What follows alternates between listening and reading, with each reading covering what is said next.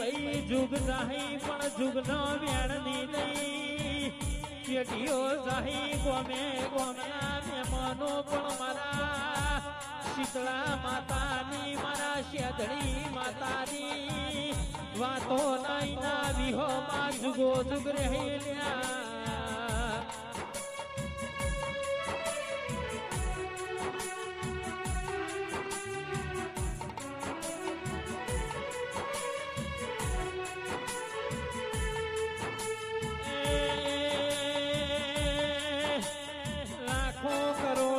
કરજો